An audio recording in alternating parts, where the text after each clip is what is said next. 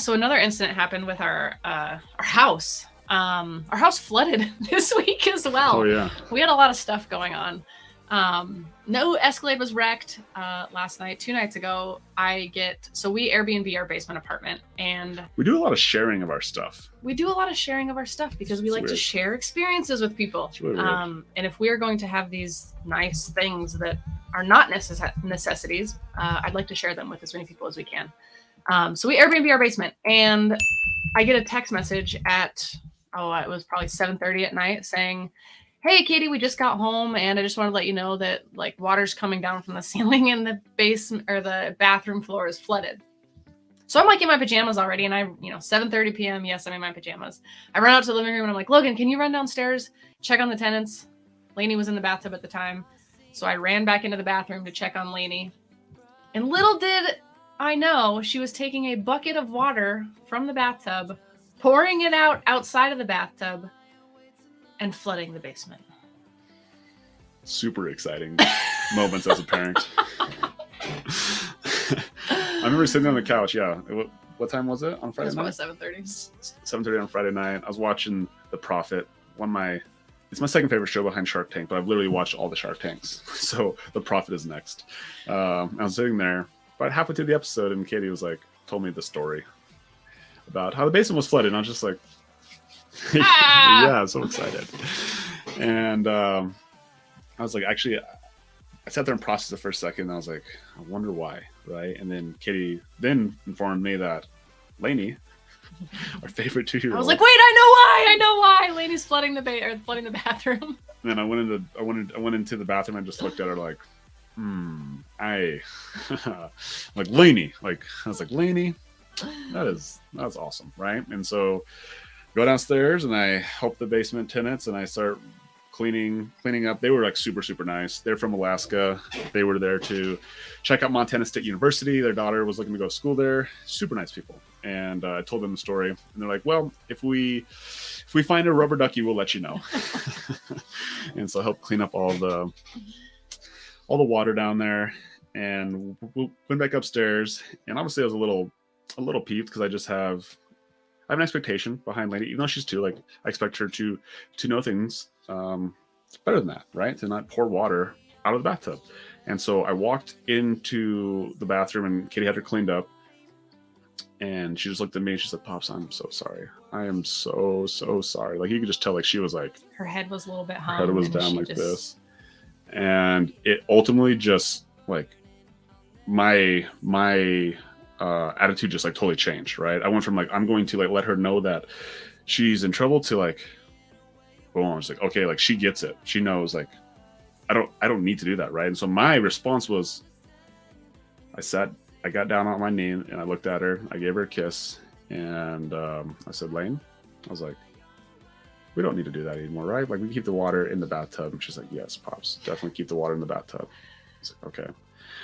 And I just gave her a kiss and I said, all right, let's go play. Let's go be happy, right? It was like, and it happened. How long did it take? 2 seconds.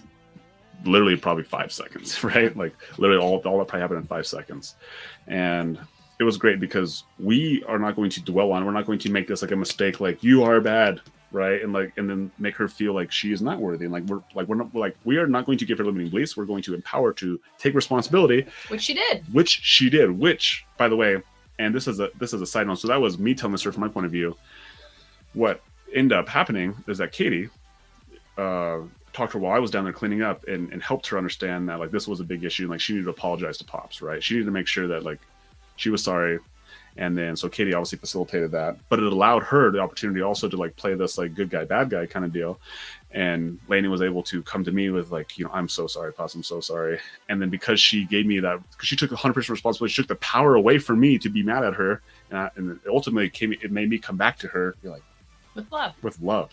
And it was a great example of just like how life works. And Katie and I had this conversation later. I was like, if every single person used that as a prime example of how to take a situation and say, my fault, I totally screwed up. Like, dude, I'm so sorry. I'm a freaking idiot. I'm so dumb. I am so dumb. Right? The person like, no, like calm down. Like, bro, like it's okay. Like it's fine.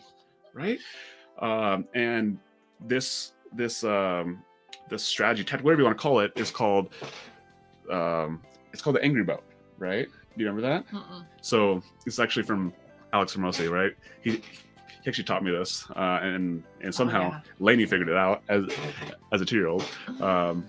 But like the angriest person, like when you're the angriest person in the boat, like people aren't going to try to out angry you. They're going to want to try to calm you down. So if you can just be the maddest person, be the angriest person, and like if you do it by taking responsibility, like, I'm so dumb, I'm so silly, like no, like calm down, like it's okay, like trust me, bro, like we'll figure this out together, right? Then all of a sudden they go from being mad to trying to pull you back from being mad, and what it ends up doing is making them like get you on the same page.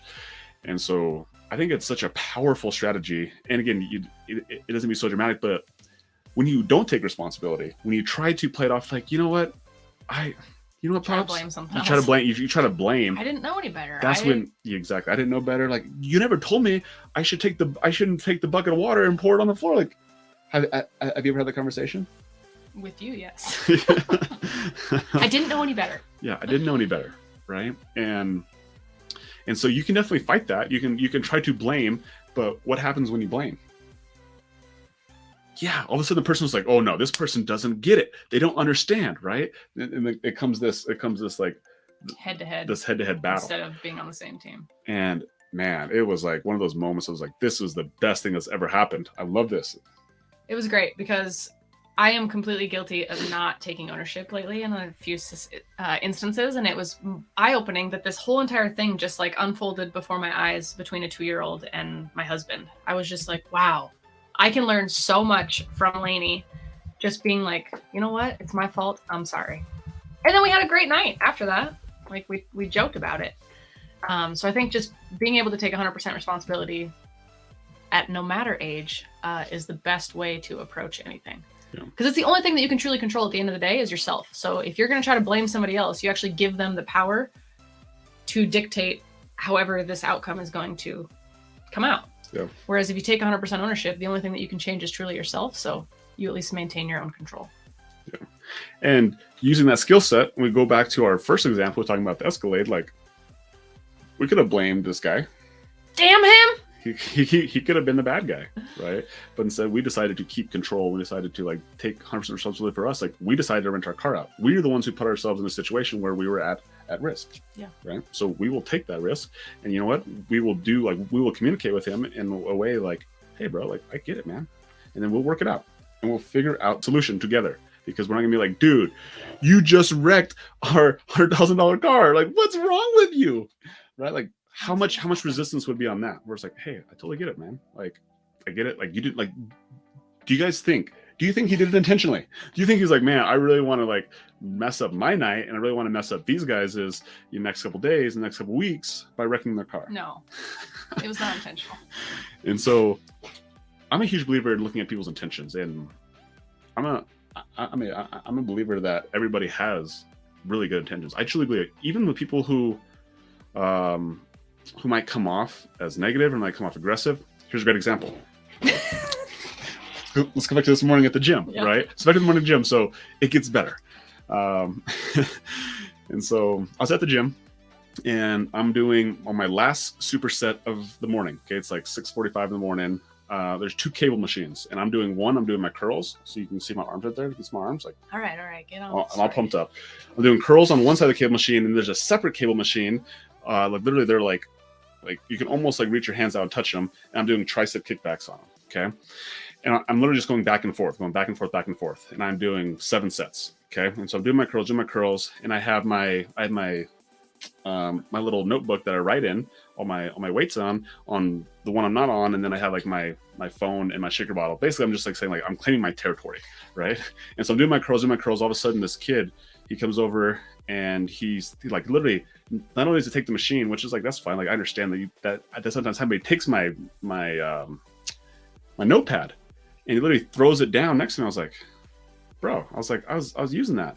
And he starts literally just cursing at me, like legitimately cursing at me. And he's like, I'm tired of freaking guys like you, taking up the whole gym, all these machines. And then he goes like this. He's like, you want to go outside? You want to get tough? And I was just like, oh my gosh, like this is crazy, right? Starts cursing at me, like, get off the juice, get off the steroids, calling me a psycho, all these things, called me an a-hole. I'm just like, wow, it was insane, right? And so my reaction was to like take him outside. Like Kitty saw him. He was like the same size, but not nearly as jacked as you. No, he was super teeny. He was not super teeny. He was same height as you. Yeah, same height. Yeah, yes, exactly. Not he was nearly just as big. he was just yes. scrawny. So my reaction was like, dude, I'm gonna pile drive this guy. Like, but then I was like, okay, like that's my ego getting in the way. That's my ego trying to get defensive and literally to let this guy change my attitude in my workout in my morning. Like I was having a great workout, giving him power. I was like, in that moment, I was like, no, right? I just let it go. And Katie didn't even know what was going on, but she was like, she knows something different because I had one earphone out, right? And while I was like trying to talk to this guy, I kept one earphone out and put it back in. And so Kitty had no idea that this was all was going on until we got home. And then I told her, and she's like, I thought they were just talking. Yeah. So anyway, I'll just go back to 100% responsibility. It's like, yeah, like, dude, I totally, I guess I shouldn't have had two things going on at the same time. Like, and I offered to work in. I was like, hey, like we working together. He's like, no. I was like, okay. And so, but it was me that's been like, fine. I'm not going to argue with this kid. Like, I do not really care. Oh, and the other thing he said is like, I know people here. I can get you kicked out or something like that. He's like, you know, I know more people than you do here. I was like, whatever. Oh, it's fine. Which is ironic. Because we get paid to work out there right now. Yeah. Exactly. Oh, that's funny. That's funny. Anyway, so with a long story short, it's like taking 100% responsibility. It shows up like when you're able to practice that skill and it shows up in one area of your life, like where else does it show up? Everywhere. And everywhere. Yeah. And that's why it's so valuable to like have these situations with Lainey. And like we have these conversations all the freaking time, at least a couple times a week. And the reason why I know they're so important is because how you do one thing, it's how you do everything. It's how you do everything. All things. And so yeah, so it's just important. That's what I say. Then we had a third instance happen last week.